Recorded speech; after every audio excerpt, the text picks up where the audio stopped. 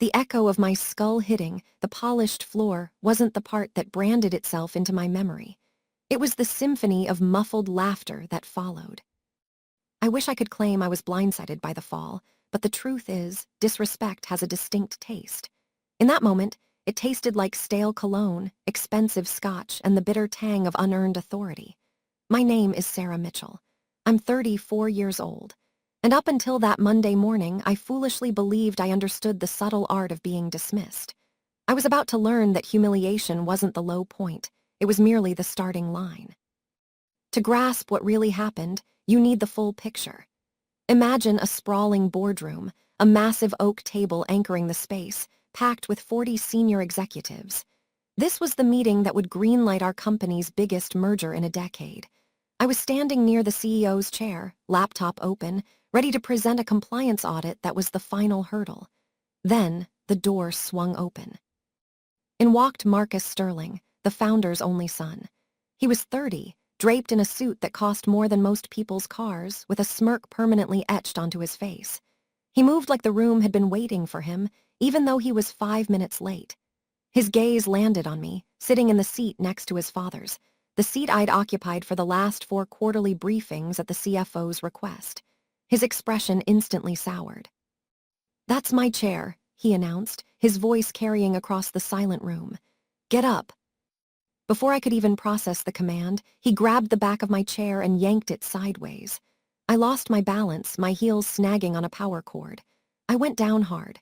My laptop clattered to the floor, papers fluttering like startled birds.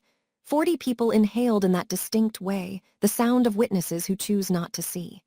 The CEO, his father, didn't flinch. He just stared at his folder. Marcus slid into my seat, sprawling out like a king reclaiming his throne, and didn't spare me another glance. No one moved to help. Not the COO who praised me last week, not the CFO who requested my presence. I got up on my own, brushing off my blazer, and walked to the far end of the table, the spot for junior staff and visitors. My hands were trembling, but my expression was a mask of calm. I've always known that true anger, when held in reserve, sharpens into something far more effective than a scream. Marcus passed a report to the CFO and whispered, loud enough for the back row to hear, "Some people just need a reminder of where they belong." If you had been watching me closely in that moment, you would have seen a subtle shift. Not fear, not defeat, a cold, calculated stillness. Because while Marcus believed I was retreating into obscurity, I was actually doing the one thing he'd never learned to do. I was observing. I was cataloging every arrogant quip, every dismissive wave, every time he spoke over someone else. I wasn't reacting in the moment. But mentally, I was already laying down a blueprint of a battlefield he didn't even realize existed. What Marcus didn't know, what nobody in that room knew, was that for the past 8 months, I had been quietly auditing financial discrepancies as part of my regular role. Discrepancies no one else seemed to notice. Numbers that didn't balance. Vendors that existed only on paper. Procurement orders with no matching inventory. And every single irregularity, every digital breadcrumb led back to one name, Marcus Sterling. But here's the advantage of being invisible. People ignore you. They talk freely around you. You can move through servers and databases without raising suspicion. You can gather proof. You can wait. You can prepare for the exact second the person who pushed you down finally stumbles. That night, while Marcus celebrated the success of the meeting at a members-only club with his cronies, I sat in my small apartment with my laptop, the glow of the screen illuminating stacks of spreadsheets. It was all there. The shell company invoices, the wire transfers disguised as consulting fees, the falsified inventory write-offs. Marcus hadn't built a career. He'd constructed a gilded cage of fraud, and he'd been handing me the keys to it for months.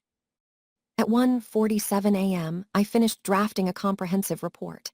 At 2:15 a.m., I scheduled it to be delivered to the board of directors, the external auditors, and the federal compliance office at exactly 7:30 a.m., the moment the CEO's daily briefing would begin. At 2:20 a.m., I closed my laptop, my body exhausted but my mind utterly still. I wasn't seeking vengeance. I was releasing a truth. And truth, when it lands at the precise, calculated moment, is far more devastating than any shove. The next morning at 7:33 a.m., Marcus's phone buzzed for the first time. By 7:45 a.m., it was buzzing incessantly. By 8:15 a.m., it was a non-stop vibration against the mahogany table. By the time I stepped off the elevator, he was standing in the hallway, his face pale, his hair disheveled, staring at his phone screen with the look of a man watching a building collapse around him. 114 missed calls. He looked at me then, a wild, accusatory glare, as if I were the source of his sudden reality. In a way, I was, but this was far from over. I've always thought there are two kinds of silence, the kind that signals peace and the kind that warns of an approaching hurricane. At 8:45 a.m., my direct supervisor, Diane, appeared at my desk. Her face was a mix of anxiety and grim respect. "Sarah," she said quietly, "the board is asking for you, in the main conference room, now." I nodded, closed my laptop, and followed her. As we approached the glass doors, I could hear fragmented voices inside, sharp, urgent, nothing like the controlled corporate chatter that usually filled that space. The moment I stepped through, every head turned. The CEO, Robert Sterling, stood at the head of the table, clutching a thick stack of printed emails, his knuckles white. The CFO and general counsel sat on either side of him, looking like they'd just been told the company had a terminal illness. And Marcus looked like he was coming apart at the seams. His tie was loose, his shirt untucked, his phone, still buzzing, lay face up on the table, notifications lighting up like a Christmas tree. I could see the previews. Board member, urgent legal meeting called. External auditor, full review initiated. Robert Sterling held up the stack of papers. His voice was tight. "Did you authorize this distribution?" he asked, his eyes boring into me. "Or is someone using your credentials?"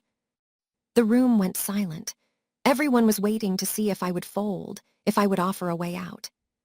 "No one is using my credentials," I said, my voice steady. "I sent the report." Marcus let out a choked, incredulous laugh. "This is insane," he spat. "She's a disgruntled employee. She manipulated data to get back at me because I put her in her place yesterday." His father shot him a look that could have cut glass. "Enough." Robert turned back to me. "Sarah, these are severe accusations. You're alleging systematic embezzlement, falsification of records, and fraud. You're implicating my son." "I'm not alleging anything," I replied calmly. "I'm presenting documented evidence. Transaction IDs, timestamps, email trails, and shell company registrations. The facts speak for themselves." The CFO cleared his throat. "I've started reviewing the files," he said quietly. "They're meticulous." The general counsel added, "If this is accurate, we're facing multiple criminal and civil liabilities." For the first time, a crack appeared in Robert Sterling's composure. The realization that the foundation he'd built for his son was not just cracked, but crumbling. He leaned forward, bracing himself on the table. "I need to know exactly how you access this information." It was the question they all needed me to get wrong. I didn't. "All of it was accessed through my standard, authorized login," I said. "Some documents were stored on shared drives they should never have been on. Some approval codes were logged under the names of employees who weren't even in the office on the dates listed." The COO's head snapped toward Marcus. "Did you override those approvals?" Marcus's throat tightened. "It's not what it looks like." Robert slammed his hand on the table. "Then what is it, Marcus?" For once, Marcus didn't have a slick response. His face was flushed, his eyes darting between his father and the folder on the table. Sweat beaded on his forehead. His phone buzzed again, the screen lighting up with a message from the company's primary investor. "We need a call. Now." I watched as the final pillar of his arrogance crumbled. Robert Sterling took a long, shaky breath. "Sarah, you're being placed on paid administrative leave effective immediately while we conduct a full, external investigation." I nodded. I had expected that. It was corporate protocol, not punishment. But as I turned to leave, Marcus shot to his feet, his chair scraping violently against the floor. "You can't do this to me," he snarled, his voice cracking. "You're destroying my life because you're bitter about a damn chair." There it was. In his mind, the sum total of his actions, The fraud, the theft, the deception was reduced to a single act of disrespect. He still didn't understand. I met his gaze without flinching. "I didn't do this to you, Marcus. You did it to yourself. I just pulled back the curtain." His face twisted with fury as I walked toward the door. "You're going to regret this," he hissed after me. I didn't look back, because what Marcus didn't know, what none of them knew, was that the report was only the opening salvo. The shell accounts he'd created were just the tip of a much larger, more tangled web. The real storm hadn't even made landfall, and Marcus was about to learn that the consequences of one violent, arrogant act can echo far beyond the moment it happens, unraveling every lie it ever touched. Being sent home should have felt like a relief. Instead, it felt like standing in the eye of a hurricane, watching the destruction swirl around you while you were frozen in place. The next morning, I woke to a flurry of texts. "Board meeting in progress," one read. "Auditors from 3 firms just showed up," said another. "Marcus is AWOL, phone off." The following afternoon, my phone rang. It was Diane again. "Sarah, the board wants to speak with you. It's voluntary, but you'll want to be here." An hour later, I was back in the building. The lobby security guard, a man I'd nodded to for years, simply said, "They're waiting for you on the 14th floor," his tone carrying a weight of unspoken recognition. This time, the meeting was in a smaller, windowless conference room. The board chair, a formidable woman named Alina Vance, sat at the head. She gestured for me to sit. "Ms. Mitchell," she began, "thank you for coming in. We've been able to corroborate the majority of your findings." I sat up straighter. Corroborate how? Alina exchanged a look with the external legal counsel. He slid a flash drive across the table. "These files were discovered early this morning on a server Marcus was attempting to wipe clean. He made a critical error. He forgot to delete the backup logs." I felt a chill. Marcus's arrogance had finally betrayed him. The counsel pulled up a document on the screen. It was a series of wire transfers, each one a neat, precise cut of company funds routed through a network of shell companies. In total, over $750,000 had been funneled out in the last year alone. But it was the next item that made my blood run cold. Security footage. Time-stamped 11:17 p.m. 2 weeks prior. Location, the primary data center. Marcus walked in wearing a hoodie pulled low, a USB drive in his gloved hand. He typed a code into the server, a code he should never have had, and downloaded a massive file. The counsel paused the video. "We believe this was a data extraction," he said gravely. "Client lists, proprietary pricing models, future merger plans, data that could be sold to competitors." The implications hit me like a wave. This wasn't just theft. This was industrial espionage. Alina looked at me. "Does his father know?" "We informed him this morning," the counsel said. "He's being advised to seek his own legal representation."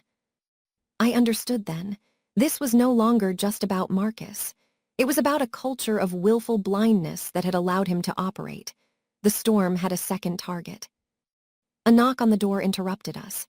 An auditor entered, holding a tablet. "We've found more," he said, his voice flat. He showed us a spreadsheet, a list of 15 consultants who had been paid over $400,000 in the last 18 months. All had addresses that were either vacant lots or mail forwarding services. All had been approved using a digital signature that traced back to an IP address in Marcus's apartment. "I've never seen these before," I said, shaking my head. The auditor nodded grimly. "We didn't think so. It appears these were the primary funnel for the misappropriated funds.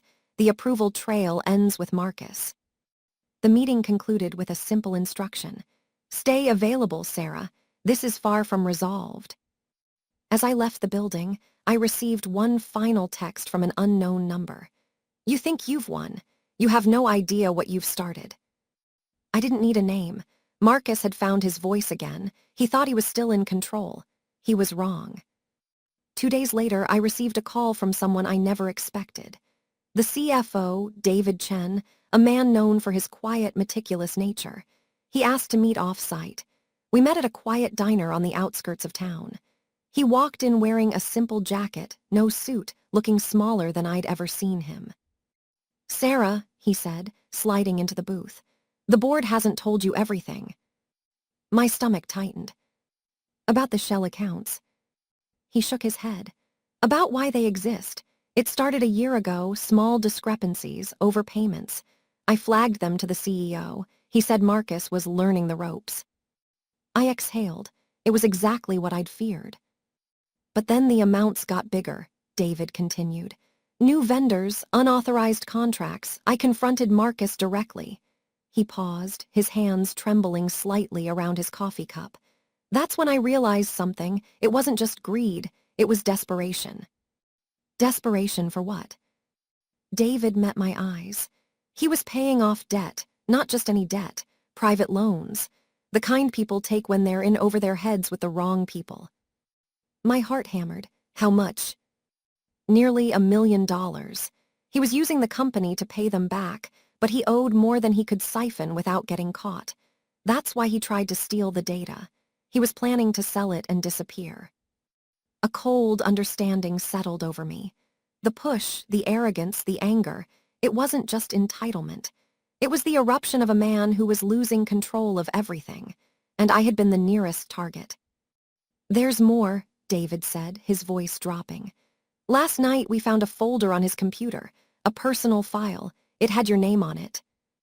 I felt the air leave my lungs. What was in it? Your access logs, your schedule, copies of your emails. He was building a case to frame you for the discrepancies. You were going to be his scapegoat. The truth was a physical blow. I had been set up. If I hadn't sent that report, if I had stayed silent, I would be the one under investigation right now. What happens now? I asked. David leaned back. The board is meeting tonight.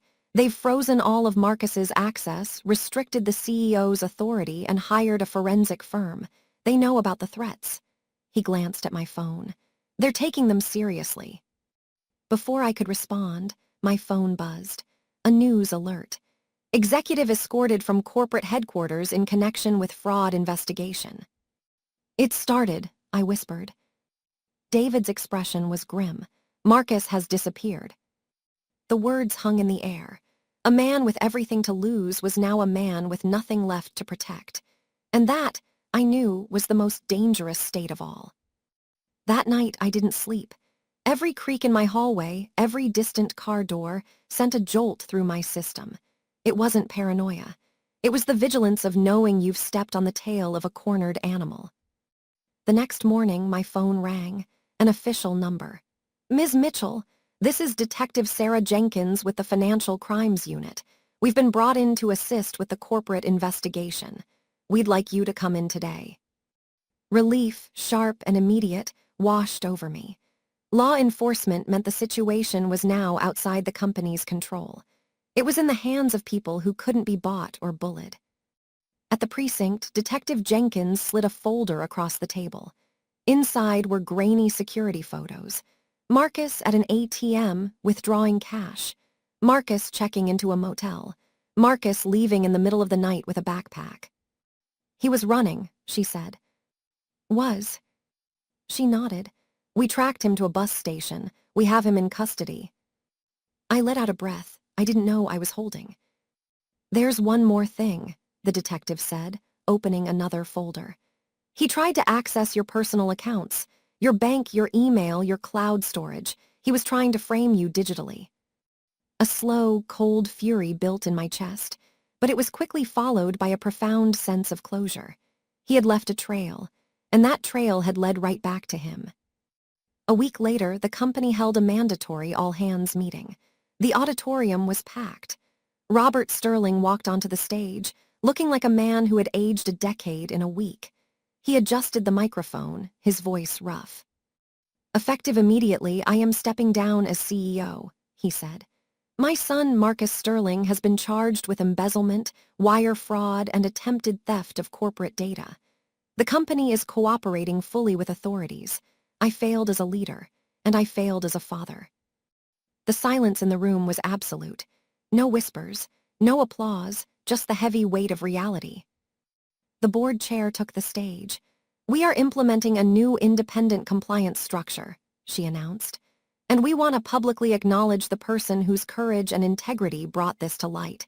Sarah Mitchell, please stand. I didn't want to. My legs felt like they were made of lead. But slowly I stood.